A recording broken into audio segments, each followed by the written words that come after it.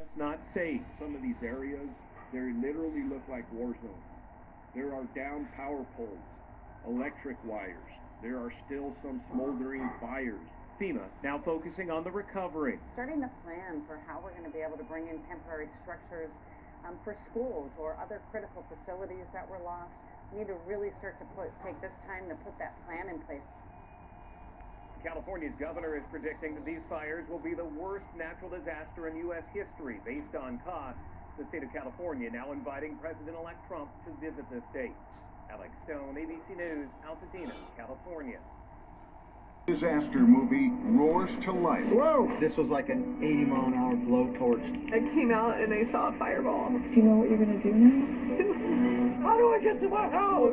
Tonight, homes in ashes. Oh, God, it's gone. I hadn't cried until I got here. Lives in... Tried to get me out of here, but I couldn't leave. I can't go, bro. 51 years, man, I've been in this house. Heroes in action. You haven't slept? Not really. You got control on one, and then the winds pick up. The flames are still burning, and questions are burning too. Why is there no water in the hydrants, Governor? Is it going to be different next time? It has to be. What lies ahead? How do you come back from something like this? They come back one day at a time. LA's landscape changed forever. Its strength still stands. We are resilient. We'll find a way. We will rebuild, and we will rebuild together. Now, the very latest from the front lines. Fire and ash, devastation in LA. Good evening, I'm Lester Holt. Everywhere you look in fire-ravaged LA, scenes of apocalyptic destruction, as 6 different wildfires turned some of the most iconic neighborhoods in the world into moonscapes. Residents might have expected a typically beautiful Tuesday in their city. But that morning was different.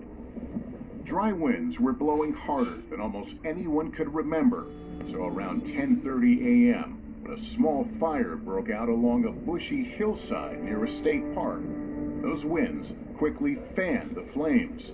LA firefighters got word on their internal radio channel. This has the potential for 200 plus acres in the next 20 minutes. We have a potential for structures being threatened in the next 20 minutes. The fire started to burn through one of the wealthiest and most beautiful neighborhoods in the country, the Pacific Palisades. I saw when the fire first started, so I rushed over here to pack my belongings, and I got the evacuation orders. Fire broke out.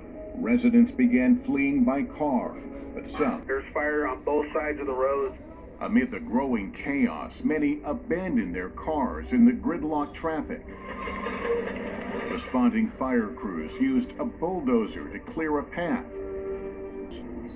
Over behind us on Enchanted Way, there's probably 4 homes that were lost. I could see from the roof, I could see a structure on fire, so... Firefighters tried to attack the flames with airdrops by helicopter as the winds kept driving the fire forward, toppling trees and severing power lines. The only thing I heard above that wind was the power lines popping. By 6:30 p.m. on Tuesday, the Palisades fire had already burned more than 1,200 acres and forced the evacuation of thousands.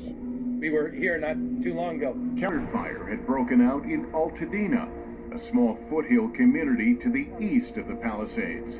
Officials would name it the Eaton Fire, after structures had been razed by the fire. Cars, schools, churches, communities gone. It's devastating. It is apocalyptic. This does not feel real.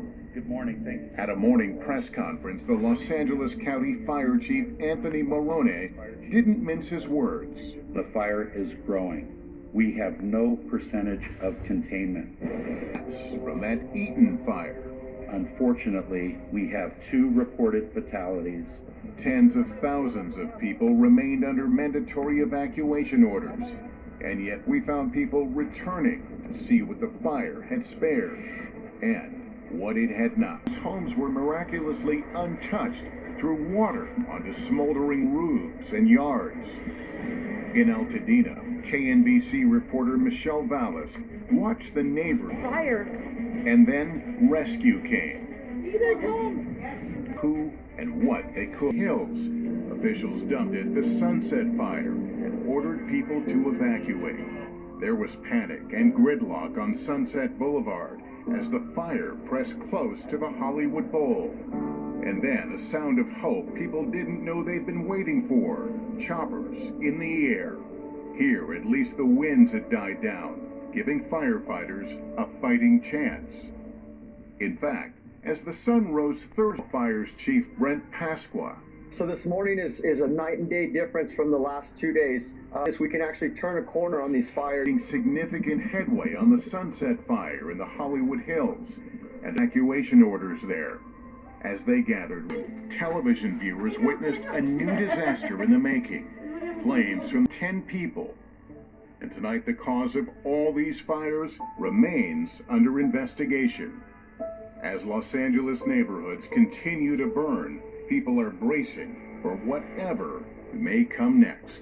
I don't know how we recover, but I know then we're going to rebuild together. When we come back.